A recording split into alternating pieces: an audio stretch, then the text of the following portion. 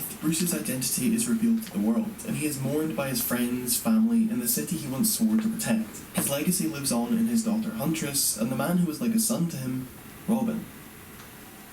Okay, if you didn't know already, you've probably figured it out by now. There are multiple versions of Batman, the first one being the Batman of Earth 2. Typically there's an in-universe explanation, be it the destruction of the multiverse, or timeline changes, or in the case of Earth 1 Batman, they just don't say shit. This can be very frustrating at first, because all of a sudden this new guy comes along and it's like, great, now the last 30 years of comics are completely irrelevant and we've got to start again. I don't think this is really the case though. The thing about Batman is that there's so many different aspects and layers to his character, and he's adapted himself to so many different eras that they can't all exist in one version. It's great because these different takes on Batman can coexist, and while they are technically different people, his story continues on spiritually with each new version. Earth 1 Batman first appeared in the 1950s, and he's more or less the same as the last guy. His parents were shot dead, he takes Robin under his wing, Alfred shows up, albeit with a different surname. Despite this, there are some small differences, not only in terms of his origin, but also his general behaviour. While the previous Batman would only team up with other heroes on occasion, this Batman is far more of a team player. Not only is he a founding member of the Justice League, but he's also best buds with Superman. Well, I say that, but despite their friendship being generally wholesome, there are an alarming number of fights between them. Whether it's Superman getting mind-controlled, or Batman getting mind-controlled, or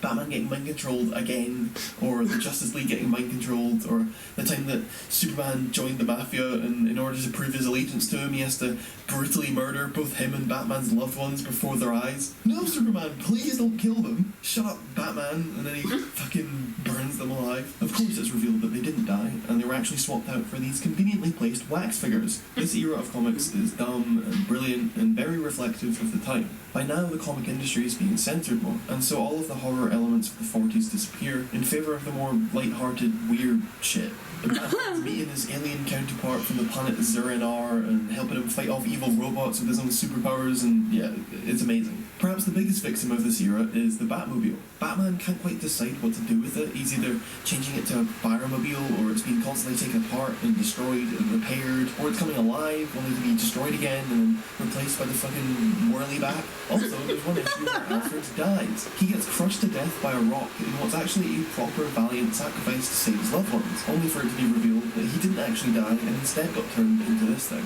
Over time we're introduced to new characters such as Kathy Kane, the first Batwoman, and her niece Betty as Batgirl. Also joining the Batman family is Ace the Bat-Hound.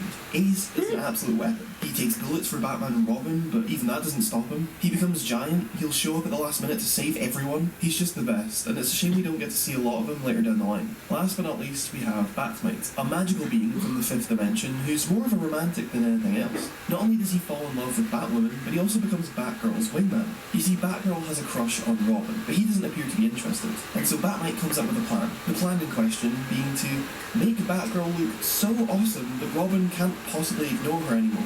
And you know what? It works. Earth 1 Batman also saw the introduction of some classic enemies, such as Poison Ivy and Riddler. Mr. Freeze also shows up, only he's not called Mr. Freeze yet. Instead, Mr. Zero. Eventually, both Batwoman and Batgirl retire from Crown Title and are succeeded by the second Batgirl, the alter ego of Commissioner Gordon's daughter, Barbara.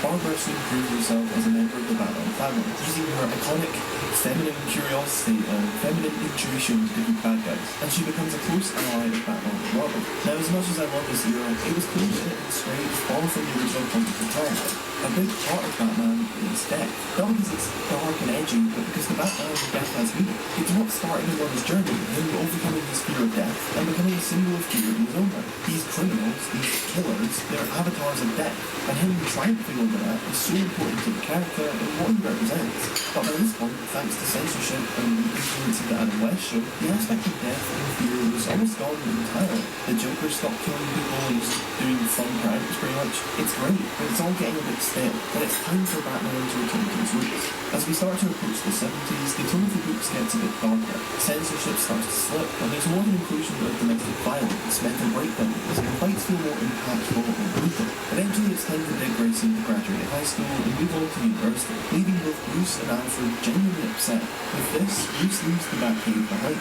and moves his base of operations to a penthouse in the middle of Gotham. Now, Dick's not gone forever, but this is the final push into the darker direction, and Batman fights Carbone as a symbol of fear once again. Colourful, wacky stories are traded in for dark, borderline horror plots.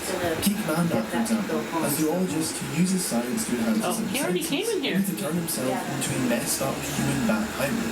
Or the Reaper, who, while he doesn't look a bit stupid, turns out to be a survivor of a zoologist who uses science to enhance his It's Carbone as a symbol of fear once again.